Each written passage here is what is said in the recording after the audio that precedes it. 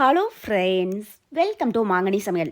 இன்றைக்கி நம்ம மாங்கனி சமையலில் இட்லி தோசை கடையெல்லாம் தொட்டு சாப்பிட்றதுக்கு நல்ல ஒரு சூப்பரான டேஸ்ட்டில் ரொம்பவே ஈஸியாக செய்யக்கூடிய மாதிரி ஒரு குருமா ரெசிபி எப்படி பண்ணுறதுன்னு தான் பார்க்க போகிறோம்.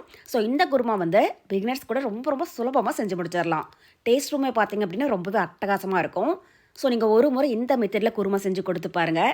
வீட்டில் எல்லாரும் எப்பயும் சாப்பிட்றத விட இன்னும் 2 இட்லி எக்ஸ்ட்ரா சாப்பிடுவாங்க.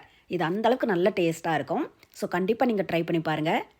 சரி வாங்க, இப்போ இந்த உருளைக்கிழங்கு குருமா எப்படி பண்ணுறதுன்னு பார்க்கலாம். இது பண்ணுறதுக்கு ஃபஸ்ட்டு ஒரு கடாயில் 1 டேபிள் ஸ்பூன் எண்ணெய் விட்டு சூடுபடுத்திக்கோங்க. இப்போ எண்ணெய் காஞ்சதும் இதில் ஒரு பெரிய வெங்காயம் கட் பண்ணி சேர்த்துடலாம். கூடவே ஒரு 1/2 இன்ச் அளவுக்கு இஞ்சி, அப்புறம் 4 பல் பூண்டு சேர்த்துக்கோங்க.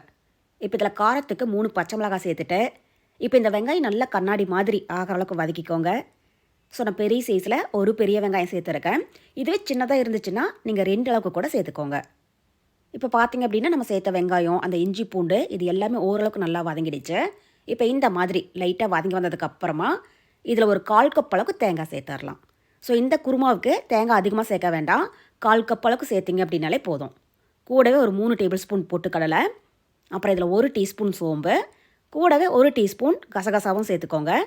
உங்கள்கிட்ட கசகசா இருந்தால் சேர்த்துக்கோங்க, இல்லைனாலும் இதை ஸ்கிப் பண்ணிடலாம். சேர்த்துட்டு இப்போ இதை திரும்பவும் லைட்டாக வதக்கிடுங்க. இப்போ பார்த்திங்க அப்படின்னா மசாலா பொருள் எல்லாமே நல்லா வதங்கிடுச்சு. இப்போ இந்த ஸ்டேஜில் ஸ்டவ் ஆஃப் பண்ணிவிட்டு இதை நல்லா ஆற விட்டுருங்க. கொஞ்சம் கூட சூடு இல்லாமல் நல்லா ஆறுனதுக்கப்புறமா இதை மிக்ஸி ஜாருக்கு மாற்றிட்டு இப்போ இது கூடவே கொஞ்சமாக தண்ணி விட்டு நல்லா நைஸாக அரைச்சி எடுத்துக்கோங்க. ஸோ எந்த அளவுக்கு நல்லா ஃபைன் பேஸ்ட்டாக அரைக்க முடியுமோ அந்த அளவுக்கு அரைச்சிக்கோங்க. அப்போ தான் குருமா நல்ல டேஸ்ட்டாக இருக்கும். இப்போ இதை அரைச்சிட்டு வந்துடலாம். இப்போ பார்த்திங்க அப்படின்னா மசாலா விழுது ரெடி ஆகிடுச்சு. பாருங்கள், இந்த அளவுக்கு நல்லா மையாக அரைச்சிக்கோங்க. இப்போ இது அப்படியே ஒரு ஓரமாக இருக்கட்டும். அடுத்தது நம்ம குருமா ரெடி பண்ண ஆரம்பிச்சிடலாம்.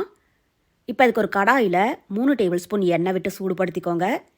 இப்போ எண்ணெய் காஞ்சதும் இதில் 1 இன்ச் அளவுக்கு பட்டை, கூடவே 3 லவங்கம், அப்புறம் ஒரு 1/4 டீஸ்பூன் சோம்பு சேர்த்துக்கோங்க.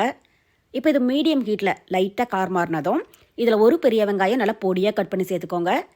கூடவே கொஞ்சமாக கருவேப்பிலை சேர்த்துட்டு இப்போ இந்த வெங்காயம் நல்லா கண்ணாடி மாதிரி ஆகிற அளவுக்கு வதக்கிக்கோங்க. இப்போ வெங்காயம் இந்த மாதிரி ஓரளவுக்கு நல்லா வதங்கி வந்ததுக்கப்புறமா இதில் பெரிய சைஸில் ஒரு தக்காளியை பொடியாக கட் பண்ணி சேர்த்துக்கோங்க.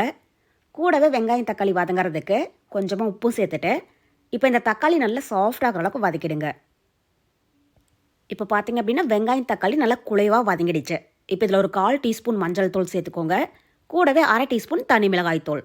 ஆல்ரெடி நம்ம 3 பச்சை மிளகாய் சேர்த்துருக்கிறதுனால இப்போ மிளகாத்தூள் நீங்கள் உங்கள் காரத்துக்கு தகுந்த மாதிரி கூட்டி குறைச்சி ஆட் பண்ணிக்கோங்க.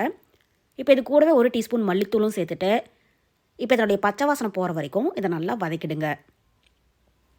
இப்போ பார்த்திங்க அப்படின்னா எல்லா பொருளுமே நல்லா வதங்கி எண்ணெயுமே லைட்டாக பிரிஞ்சு வருது. இப்போ இந்த ஸ்டேஜில் நான் மீடியம் சைஸில் 2 உருளைக்கிழங்கு நல்லா வேக வச்சுட்டு மசிச்சு எடுத்து வச்சுருக்கேன். இப்போ இதெல்லாம் சேர்த்துடலாம். சேர்த்துட்டு இப்போ இது ஒரு 2 நிமிஷத்துக்கு நல்லா வதக்கிடுங்க. ஸோ இந்த குருமாவுக்கு பார்த்திங்க அப்படின்னா உருளைக்கிழங்கு அதிகமாக சேர்க்க வேண்டியதில்லை. மீடியம் சைஸில் 2 சேர்த்திங்க அப்படின்னாலே போதும். பெருசாக இருந்துச்சு அப்படின்னா 1 மட்டும் சேர்த்துக்கோங்க. இப்போ எல்லா பொருளுமே நல்லா வதங்கி எண்ணெயுமே நல்லா பிரிஞ்சு வருது. இப்போ இதில் நம்ம அரைச்சி வச்சுருக்கிற மசாலா விழுதை உள்ள சேர்த்துடலாம்.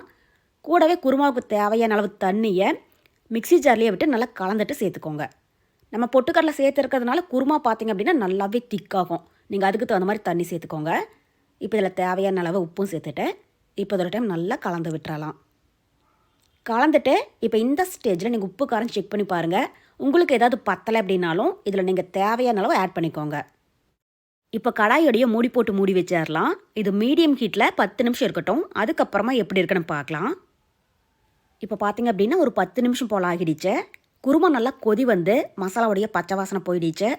இப்போ இதில் கடைசியாக வாசனைக்காக பொடி பொடியாக கட் பண்ணின கொஞ்சம் மல்லி இலை தூவி விட்டுட்டு ஒரு டைம் லைட்டாக கலந்து விட்டுறலாம்.